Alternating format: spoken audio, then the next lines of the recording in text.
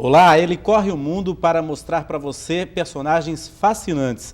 Quem acompanha o Canal Futura através da TV Univale, com certeza já se encantou com muitos personagens do programa Passagem Para. E o diretor e apresentador do programa Passagem Para, Luiz Nachibim, é o nosso convidado de hoje. Luiz, obrigado pela sua presença aqui na TV Univale, por ter aceito o nosso convite. A Eliane Brum, jornalista lá da revista Época, sempre fala que quando o jornalista vai para um determinado lugar, ele tem que ter, além dos olhos de jornalista, né, os olhos de turista também, né, para aguçar a curiosidade dele. Você também usa essa técnica quando você viaja para fazer os episódios do Passagem Para e agora do Entre Fronteiras também? É uma boa definição, Cezino. Tudo bem? Obrigado pelo convite, é um prazer estar aqui, minha primeira vez em Itajaí. Uso essa técnica o tempo inteiro, né? Como eu viajo sozinho, eu acabo, de certa forma, me concentrando mais. Eu tenho a impressão de que é uma das vantagens de estar sozinho, né? Tem desvantagens também. Me concentrando mais na realidade nova, nas minúcias, nas pessoas que eu estou conhecendo. Então, é uma combinação, sim, de olhar de turista, jornalista, viajante e prestando atenção nos mínimos detalhes mesmo, porque, às vezes, de algo que aparentemente não tem muita importância, sai uma história surpreendente, desconhecida, bacana.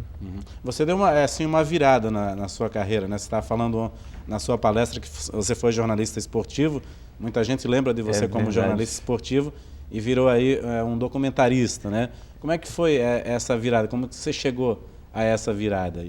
Eu nunca sei se eu me apresento como jornalista, documentarista. Eu virei uma espécie de viajante profissional também. Essa virada ela foi gradual. Eu trabalhava como repórter esportivo da TV Globo e lá pelas tantas resolvi tirar férias. Peguei uma câmera Hi8 que eu tinha na época, isso em 1997, e fui para a Índia.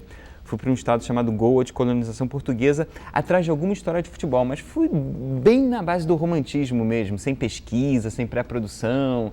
E lá dei muita sorte mesmo, porque acabei esbarrando com os pioneiros do Brasil no futebol da Índia. Naquela época, jogador brasileiro na Índia, no Camboja, na Mongólia, era pura novidade, né? Se sabia de jogador brasileiro na Ucrânia, na China, o mercado se abria para o nosso futebol, mas enfim, havia um certo encanto naquela história. E aí voltei, continuei a trabalhar por 6 meses, mais ou menos, na TV Globo, montei um piloto com esse material gravado na Índia. Esse piloto acabou indo ao ar no Jornal Nacional e no Esporte Espetacular. Então, ao longo desses 6, 8 meses pós-Índia, eu fui me preparando para sair do dia a dia da televisão e me transformar num produtor independente, que é o que eu sou, né? Então na época eu falei, caramba, será que eu estou dando o passo certo? Mas hoje eu tenho convicção de que sim. Essa é uma questão bem interessante, né? Se reinventar e ir para um outro lado da profissão, não só para jornalista, mas também para outras profissões. Em qualquer profissão, largar uma estabilidade da maior empresa de comunicação do Brasil. Da carteira assinada, né? Do salário certinho, todo dia 30, do seguro de saúde. Dá um friozinho na barriga, mas tem que experimentar, né? Dá uma geleira na barriga, dá uma Sibéria na barriga, né? Eu, na época, resolvi experimentar e, hoje em dia, eu convivo com as oscilações pelo fato de não ter um emprego. Eu tenho trabalho, né? A gente tem 2 mercados bem diferentes. O mercado das televisões, das empresas e o mercado independente, das produtoras. Eu fui para o mercado das produtoras. Então, em certas épocas, eu tenho muito trabalho, como agora. E em outras eu fico, caramba, preciso trazer projetos para a produtora para poder pagar as minhas contas, né? E como que nasceu assim, o Passagem Para, que hoje aí é sucesso, a gente viu na sua palestra lá, as pessoas te esperando, te conhecendo por causa do Canal Futura, também do Passagem Para. Como é que nasceu esse projeto, Luiz? Passagem Para foi uma gestação de mais ou menos 3 a 4 anos. Em 2001, eu recebi um telefonema do Futura perguntando sobre as minhas viagens, o material bruto das viagens, se estava bem guardado, se as fitas não tinham mofado, essa coisa toda. Eu falei, não, o material está todo aqui, eu já tinha um certo número de viagens acumuladas e o Futura aí propôs, não seria uma boa a gente pegar esse material todo, das tantas viagens que você já fez e reciclar, de certa forma, entre aspas, esse material, adaptar para um formato do Futura, para o Futura? eu falei na hora, beleza, achei uma belíssima ideia. E aí a ideia foi amadurecendo, né? A parte financeira, a parte orçamentária foi sendo viabilizada aos poucos, até que em 2004, novo Telefonema do Futuro, vamos começar o Passagem Para? Eu falei, ótimo, maravilha. E aí a gente fez, em 2004 e 2005, 70 episódios de meia hora, 70 programas com material já gravado. O que foi uma maravilha. Eu fiquei, assim, eu fiquei no Brasil esse tempo, né? Fiquei sem viajar, um pouquinho ansioso, enfim, não estava fazendo talvez o que eu mais gosto, que é ir a campo. Mas foi ótimo revisitar material produzido de 97 até 2004, né? Vários olhares, vários países, várias narrativas, né? Na medida em que eu vou mudando de tempos em tempos. Né? E aí esse material foi transformado, gerou os 2 primeiros anos da série, 70 episódios. E aí a partir de 2006 eu comecei a viajar para o Futura. E a partir de 2006 a gente começou a fazer o Passagem para a América Latina. Porque até então eu tinha ido muito para a Ásia, muita Ásia, um pouquinho de nada de Europa, um pouquinho de nada de África e só, quer dizer, só entre aspas. Como é que é? É claro que a sua formação jornalística contribui bastante para isso, mas como é que é achar esses personagens, né, para colocar nessa nova roupagem do Canal Futura? Por exemplo, você faz um trabalho sobre determinado país, um documentário, mas você vai na casa de pessoas que são de lá, né? Como é que você acha esses personagens? A curiosidade do telespectador também, né? Claro. Saber como que se produz isso. Claro. Né? Antigamente, na época da TV Globo, eu produzia sozinho, no máximo tinha ajuda de uma ou outra pessoa. Do Passagem para cá, a gente teve que formar uma equipe. Eu formei uma equipe na produtora de pré-produção, eu viajo sozinho e tenho uma equipe também de pós-produção. Então, é um trabalho de equipe, às vezes árduo, de muito contato pela internet, telefonema, às vezes dá muito trabalho para achar essa pessoa, esse imigrante que vive no Brasil, né, do país no qual eu estive, que vive no Brasil há algum tempo. A gente acha a presença dessa figura no Passagem Para muito interessante, porque é uma figura que domina as duas culturas, né? Muito mais do que eu, porque eu vou à Bolívia, ou à Tanzânia, ou ao Camboja e passo, em geral, no máximo 2 semanas. Em geral, eu fico 1 semana por programa ou por episódio. 6 dias, 1 semana. Então, se eu vou fazer 3 episódios num país, por exemplo, eu fico, em geral, no máximo 3 semanas. Enquanto o imigrante de lá, em geral, já está aqui no Brasil há um tempo, né? Aí varia 1 ano, 10 anos. Então, esse ping-pong cultural a gente acha bem interessante e dá bastante trabalho de produzir. Ele convive com as duas culturas, né? Conviveu com uma viveu lá, né? Quase sempre a gente busca alguém ou sempre, que tenha vivido lá por um tempo, né? Que não tenha nascido no Brasil, tenha vivido lá e decidido vir para cá, para o Brasil, em determinada época da vida, e que já esteja aqui no Brasil há um tempinho. Então, aí sim gera um ping-pong cultural, dinâmico, interessante. Certamente você também coloca nos episódios, inclusive eu ouvi dos jogadores de futebol que foram para a Islândia, né? Brasileiros cariocas que foram para a Islândia. Você mostra também os brasileiros fora do país, né? Durante muito tempo, essa de certa forma foi a pegada narrativa que eu estava buscando, né?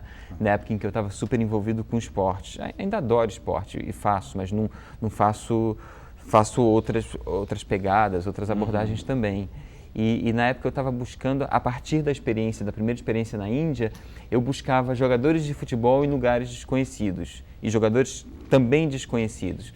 Essa história da Islândia, particularmente, eu gosto muito porque eram 2 jogadores que nunca tinham saído do Brasil, nunca tinham andado de avião, foram jogar no futebol da Islândia, eram os pioneiros no futebol da Islândia, foram no auge do inverno para lá, numa cidade no norte da Islândia, a 50 quilômetros do Polo Norte. Então você imagina um choque cultural, né? De chegar lá pela primeira vez no exterior, sem falar a língua, fazia 10, 15 graus negativos, jogadores assim, humildes, né? Da 2ª ou 3ª divisão do estado do Rio de Janeiro. Lá do Rio, né? Isso, de comunidades do Rio, tinham jogado no máximo na 2ª divisão do futebol do Rio, ganhavam salário mínimo, 2 salários no máximo, e aí foram para lá num pacote para eles bem legal, que era de ganhar $2.000 por mês, mas tinham que ralar. Eles trabalhavam na indústria da pesca durante o dia, limpando peixe, né, salgando bacalhau e tal, treinavam à noite e jogavam no fim de semana. Qual é a sua percepção? Você que fez esses episódios também focados, né, nos brasileiros que moram fora do país. Qual a sua percepção dos brasileiros que moram fora do país? Eles vão mesmo em busca de oportunidades? Em busca de oportunidade, querendo fazer um colchão financeiro de segurança, né?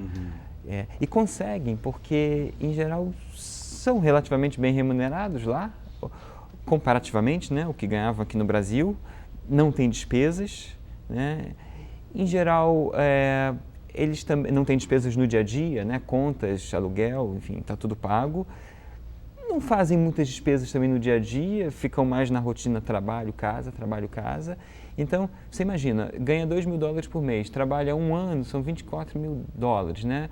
Se trabalhar 3, 4 anos, traz uma graninha boa de volta para o Brasil. E aí, com isso, passa a não depender mais do futebol, né? Dessa irregularidade do mercado do futebol. Por exemplo, um desses jogadores, ele tinha um bar, né? Um barzinho. Então, dá uma incrementada no barzinho, melhora o próprio negócio e passa a viver mais confortavelmente. Em geral, eles não ficam anos e anos, porque é uma vida dura para eles lá fora, né? Solitária, com dificuldade de comunicação, estranhando os costumes de uma maneira geral, comida e tal. Então, em geral, o que eu tenho percebido é que eles ficam 2, 3 anos e depois voltam para o Brasil. A gente falou bastante do Passagem Para, né? E o Entre Fronteiras, que projeto é esse que está no ar aí no Canal Futura, né? O Entre Fronteiras é um primo, digamos assim, do Passagem Para. Um primo de primeiro grau, próximo, com algumas diferenças. Uma diferença importante, a gente está na 2ª temporada do Entre Fronteiras agora, gravando Entre Fronteiras África. Na primeira temporada, uma diferença marcante foi o fato do projeto ter vindo para o Brasil. O Passagem Para era sempre no exterior e o Entre Fronteiras veio para as fronteiras do Brasil, né? Veio para o Brasil, melhor colocando, através das fronteiras. Então, a gente fez uma delimitação geográfica, né? Só valia a história geograficamente próxima das fronteiras. As fronteiras do Brasil. E o Entre Fronteiras necessariamente parte da história de um personagem, ou de um grupo, ou de uma família, digamos, de personagens. O Passagem Para, às vezes sim, às vezes não. Passagem Para, às vezes fluía pelo cotidiano do lugar, né? A gente nunca teve uma pegada turística, nossa ideia não é essa, não é a de dar dicas de turismo, venha conhecer, entre nesse restaurante, não é isso. Mas o cotidiano é a personagem local. E o personagem local, né? Muitas vezes a gente começa pelo cotidiano e afunila para o personagem. Como é que são as fronteiras brasileiras? Que você já mostrou um pouco no Entre Fronteiras. São muito melhores do que o que chega para a gente, de uma maneira geral, pela mídia, né? Acho que de vez em quando, assim, me incomoda, porque incomoda também a muita gente que vive na fronteira. Essa é uma percepção que vinha deles, para mim, com frequência, de que há um certo reducionismo na abordagem sobre as fronteiras do Brasil, né? Rotularam, então. Rotularam. O que sai, em geral, na nossa mídia, na televisão, nos jornais e tal, são histórias de tráfico, de prostituição, de violência nas fronteiras. É como, mais ou menos, dizer que, enfim, eu sou do Rio de Janeiro e também me incomoda muito quando só sai na televisão notícia de violência nas favelas do Rio de Janeiro, né? Quando a gente sabe que sim, há episódios de violência, mas 99% das pessoas ali são trabalhadores, honestos e tal. E as fronteiras têm histórias maravilhosas e são lugares ótimos, com problemas localizados, né? Como em todo o resto do país, né? Do mundo, né? Então, foi muito prazeroso. Não assim. São só fronteiras, portas abertas para violência e prostituição, né? Não. Fronteira com a Colômbia. Você vai para a fronteira com a Colômbia, muito cuidado, lá tem muito tráfico de drogas, armas e tal. Há também, né? Mas não é o panorama não é cinzento, né? Eu comecei esse projeto Entre Fronteiras criando na minha cabeça um mapa assim bem cinza, né? Sem cor do lugar. Falava, caramba, será que vale a pena também eu me expor tanto? Eu viajo sozinho e não é nada disso. Assim, claro que tem que ter cuidado, como em qualquer cidade, né? Em geral, cidade grande, você não chega num lugar tirando a câmera e apontando para as pessoas, ou não deve, né? Tem que ter uma certa cautela, saber aonde vai, como vai, se entrosar um pouquinho para depois começar a filmar. As personagens surgem assim no... Você é um jornalista que tem sorte de conseguir personagens? Eu acho que eu tenho. Acho que eu tenho sorte, sim. Quem que te encantou bastante, assim? Eu adoro, nessas andanças. eu adoro um personagem. Em geral, os personagens são descobertos na nossa base do Rio de Janeiro. Nós, né, a nossa pesquisa descobre. Mas alguns surgem no meio do caminho. E eu adoro uma história do Entre Fronteiras, assim, é a que eu mais recomendo, se puderem assistir. É um episódio que se chama Quilômetro 899. A história de um senhor cubano, que eu conheci por acaso, foi dica de um amigo meu jornalista que mora em Porto Velho, Rondônia. Você já ouviu falar? Não deve ter ouvido falar de um cubano, um senhor cubano que mora à beira da estrada, sozinho, há 5, 6 anos.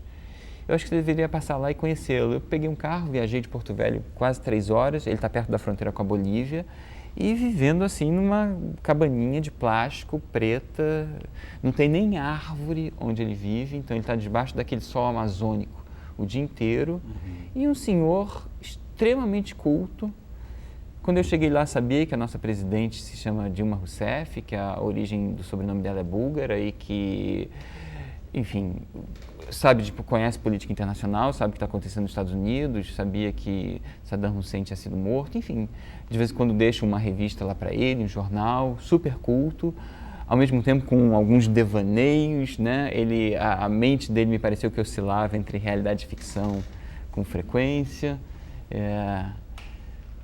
com algumas percepções tortas, enfim, das quais eu discordava absurdamente, mas eu gosto muito dessas histórias que surgem no meio do caminho, do nada, e das quais ninguém ouviu falar. Enriquece, né? Eu acho que muito. Às vezes desconstrói a produção. Você tem que jogar a pauta no lixo e começar a partir dali. Me incomoda demais no jornalismo quando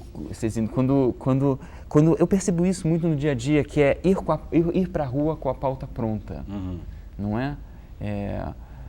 Por exemplo, eu não gosto de passagem no jornalismo, só para pegar um gancho, desenvolver um pouquinho mais. Eu não gosto muito de passagem, eu acho que passagem já foi. A imposição da passagem no dia a dia do jornalismo, eu acho, digamos, uma obrigação dinossáurica, antiquada. Foi-se o tempo em que se precisava mostrar que o sujeito estava lá. Hoje em dia os rostos, né, as histórias estão em todos os lugares, no YouTube, enfim. Dá voz à comunidade, né? Já se passou esse tempo. A passagem, então, para quem está nos assistindo, é aquela aparição do repórter. Isso, que o repórter aparece no vídeo, né? E quase sempre, só para dar um exemplo, quase sempre eu vejo com muita frequência que a passagem é pré-estudada, ela é pré-concebida, ela está já dentro de uma forma, muitas vezes um gesso. E esse gesso eu acho extremamente maléfico para o desenvolvimento da narrativa jornalística. Então, só para complementar, qualquer desconstrução, como você colocou, eu acho muito saudável. O Jornal Nacional até inovou um pouco em termos de matéria lá no terremoto do Haiti, né? Onde havia necessidade da presença da repórter no vídeo, mas não era essa passagem engessada, né? Ela ia narrando o que estava acontecendo, né? Eu não estava aqui durante o terremoto, eu estava viajando. Mas isso é interessante, né? Assim, do que aquela passagem engessada na frente, né? Porque ela inclusive tinha uma senhora embaixo dos escombros e ela acompanhou o resgate, foi narrando para o telespectador. Dá mais emoção do que falar assim, o terremoto atingiu tantas pessoas e tal. Do que aquela narrativa engessada, fria, né? Concordo. E como é que está sendo essa experiência na África, por exemplo? Maravilhosa, assim, dura, né? Enfim, estou indo para lugares, em geral, bem pobres, áridos, mas estou muito impressionado como eu sou bem recebido pelas pessoas mesmo, de uma maneira geral, né? Claro, eu chamo muita atenção por ser branco, tenho tido, sem a câmera, não tenho nenhuma dificuldade de interação, né? Uma das vantagens de estar sozinho é que gera talvez uma certa compaixão, uma curiosidade diferente por parte do outro, então o outro me acolhe, e na África tem me acolhido sempre, talvez como eu nunca tenha visto, sentido até agora, e passa a ter problema quando eu tiro a câmera da mochila para começar a gravar. Né? Porque não é difícil de explicar para 3 ou 4 ou 10 pessoas o propósito da gravação que eu estou fazendo, mas para multidões nas ruas, mesmo com o intérprete ao meu lado, que eu tenho usado o tempo inteiro, é uma situação complicada às vezes, né? Vem sempre a percepção da exploração, do homem branco, colonizador ainda, né? Quer dizer, a África se descolonizou há pouco tempo, século XX, né? Anos 60, fim dos anos 50, 60, 70. Então, é um processo bem recente. Então, o homem branco com uma câmera de certa forma, é o retorno, é ainda a presença do colonizador explorador.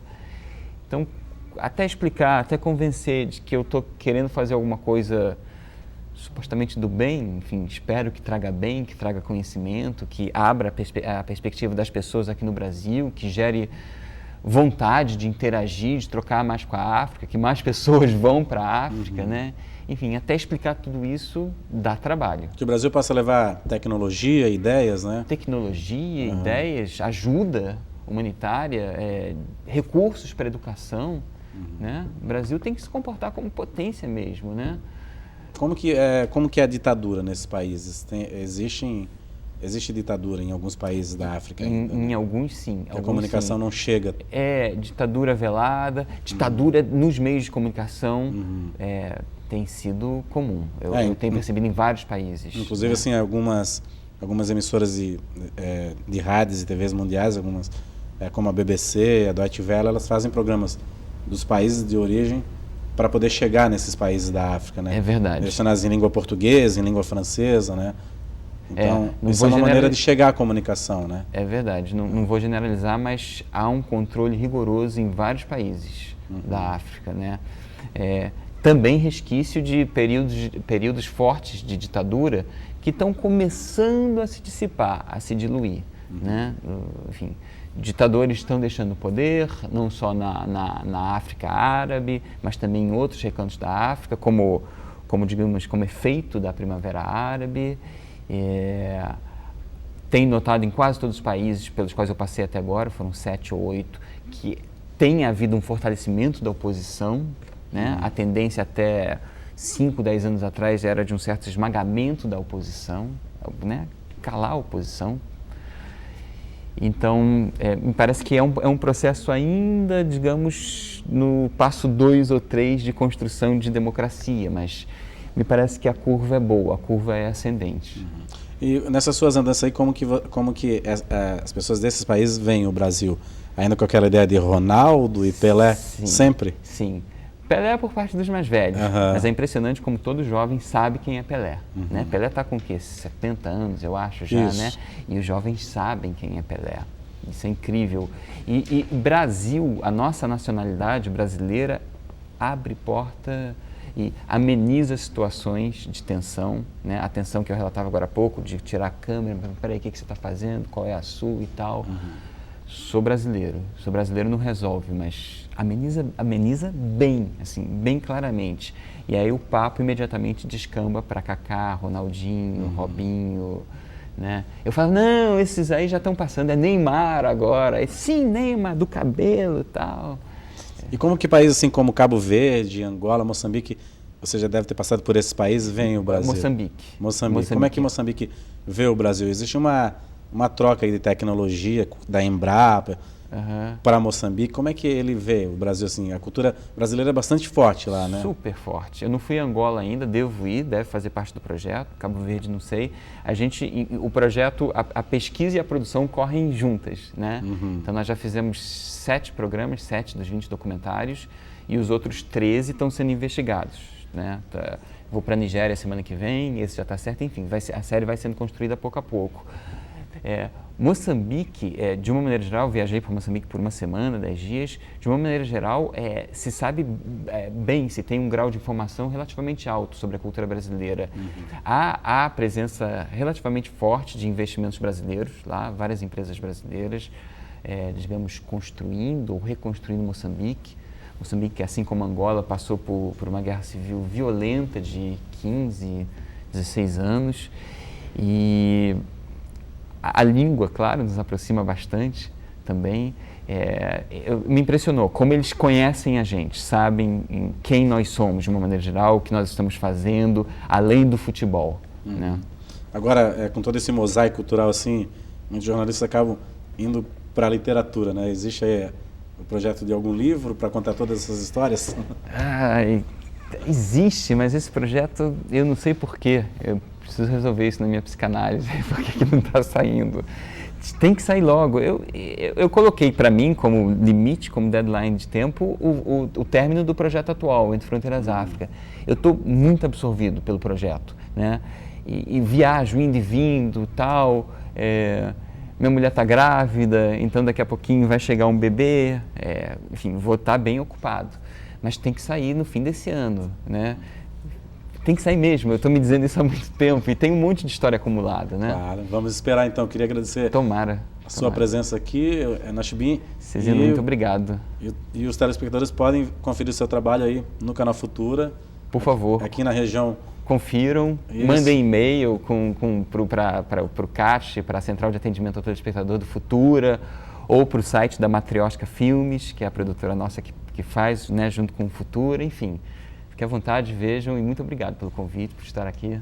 Ok, queria agradecer a você também. Muito obrigado. Obrigado, prazer. O Painel Univale volta amanhã. Até lá.